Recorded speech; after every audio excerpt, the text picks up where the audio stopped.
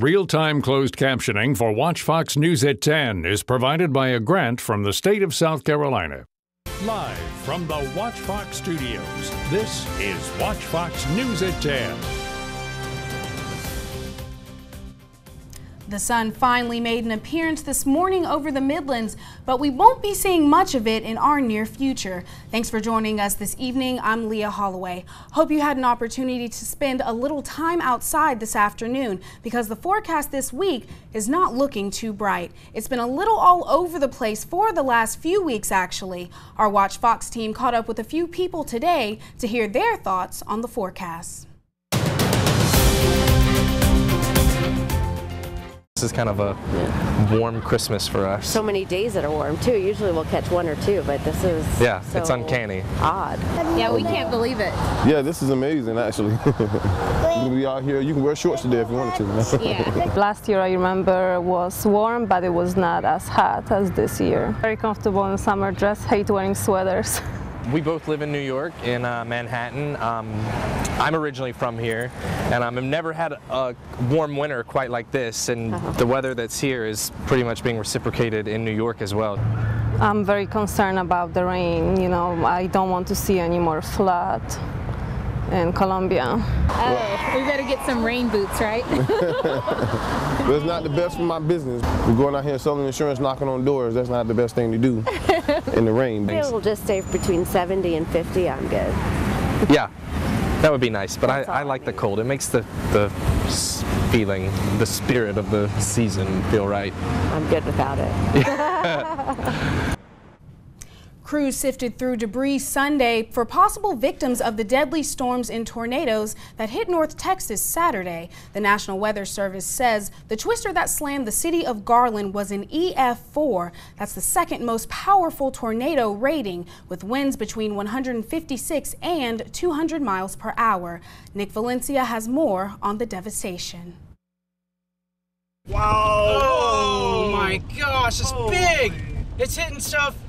Oh, it's a big tornado. Big, strong tornado. Residents in Texas are picking up the pieces today after a terrifying night of deadly storms. I actually looked at the twister. I was looking at it. You were, okay, describe it for me. Well, it's just a dark funnel, and it was just a big roar. It was really scary. It scared me. I mean, I don't scare that easy, but I was scared. We have our lives, and I thank God for that. Oh, the sound of it. Sirens warn residents to take cover as an estimated half a dozen twisters ravaged the Dallas area, killing at least 11 and leaving hundreds more homeless. My daughter's car is in the kitchen. Your daughter's car is in the garage. It's in the kitchen here, right in the back of your house. Yes, right now. And my husband's car was in the driveway. It's out spinning around into the alley. But her car is in the kitchen there, and it was in the garage. The towns of Garland and Rolette took the brunt of the storms. Oh, I see it! It's crossing the highway right there. I can see it. Yep, there it is. Lafayette Griffin huddled with his family under a mattress and prayed as the tornado hit. It was terrifying. It was terrifying. They were terrified. You know, they didn't know if they was going to make it. 8 people died when a tornado hit the area around Interstate 30. And in some neighborhoods, storms ripped facades off houses, leaving gaping holes. And in other cases, houses were just gone. It's the grace of God how He works, man. I'm really grateful, you know, because my wife works not that far from here. If I didn't call her, she'd be here right now. My kids will be here too, so, you know, a lot of things. Firefighters in California say they are making progress battling wildfires that began burning Christmas Day. The fast-moving brush fires plaguing areas near Ventura, prompting mandatory evacuation in the area and temporarily closing down a major freeway Saturday morning. Officials say they are making headway on the fight to fan the flames. But the trouble was the embers, the actual embers under pressure with the wind, being embedded in roofs, anything that's receptive to that. But what did account was we had a lot of resources and we had good aggressive firefighting tactics, and we had some defensible space with the highway and the ocean. Ventura County Fire Department officials said the cause of the blaze was believed to be due to a downed power line in the area. Fire officials estimated firefighters would be working on the blaze for the next 3 days. In your Carolina Watch, a man in Spartanburg County is now dead after a Christmas Day stabbing. 41-year-old Eric Snyder of Greer assaulted a woman who then went to her estranged husband for help. The husband then fatally stabbed Snyder. The local solicitor's office ruled the stabbing as self-defense.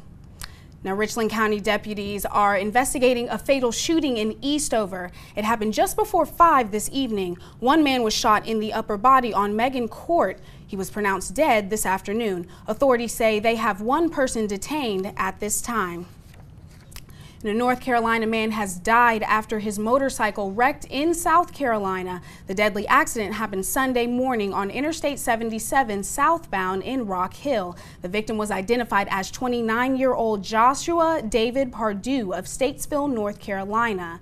The South Carolina Highway Patrol is still investigating.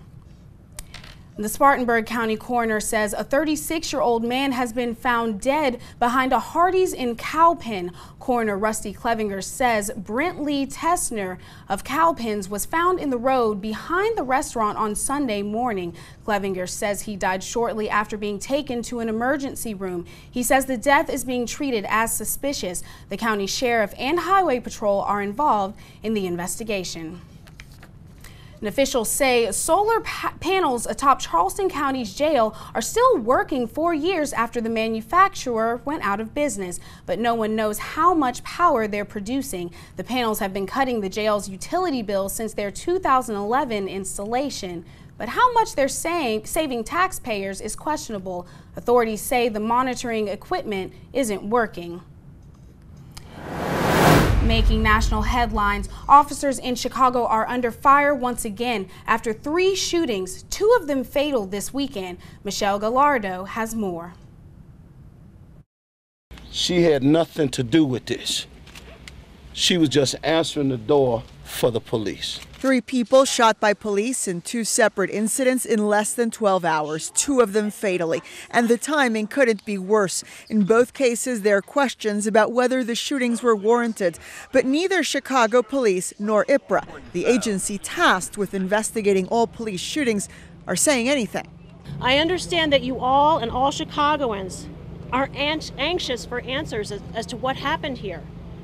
And we will provide any and all information at the appropriate time. It's the first time we've heard from IPRA's new administrator since she was appointed a few weeks ago. She was at the day's 2nd police-involved shooting at 103rd Place in Aberdeen. 26-year-old Mikkel Lumpkin was critically injured when officers responded to an assault in progress. Residents acknowledge Lumpkin had a gun, but insist he dropped it and had his hands in the air when he was shot. If he listened to what the police asked him to do the first time, there was no reason for him to get shot 5 times. The bigger questions surround the day's first shooting. 19-year-old Quintonia LeGrier and 55-year-old Betty Jones were both shot and killed after officers responded to a 911 call from LeGrier's father. Family members say LeGrier was an NIU student who suffered from some form of mental illness. It was after 4 this morning when he became violent and threatened his father with an aluminum bat.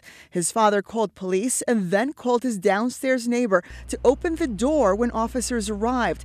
It's not clear whether Betty Jones had even finished opening up the door when officers fired at LeGrier, who was charging down the stairs, still carrying the bat. An innocent lady got shot as well because the police just was trigger happy. Taking a look into your World Watch, an Iraqi military spokesman says security forces are now in full control of the central government compound in Ramadi. ISIS has been using it as their main stronghold in the city. The militants are said to have fled the complex. The Iraqi forces are focusing on dismantling booby traps around the area. And China has ended its long-standing one-child policy. Lawmakers approved legislation Sunday allowing each couple to have 2 children. The one-child policy was put in place in the 1970s. It had been eased in recent years, but today's decision effectively dismantles it entirely, and the response has been mixed. I think 2 children are better. The only child is too selfish because there's only one in the family. The 4 grandparents and dad and mom are all focusing on him. There's too much attention for him. 1 child is enough. Another one would be a burden, especially when they need to go to school and find a job when they grow up. The ruling Communist Party said today's decision was a response to the country's aging population, but Amnesty International says more changes are needed, citing coercive forms of contraception and forced abortions. The new rule starts January 1st.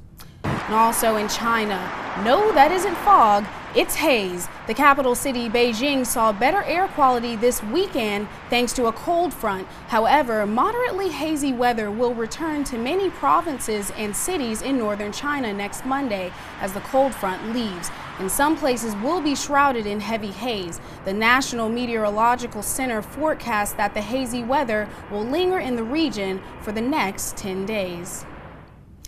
Flooding caused by El Nino has displaced more than 150,000 people in South America. Most of them are in Paraguay, the worst hit area. This video is from Argentina, where 20,000 people were evacuated.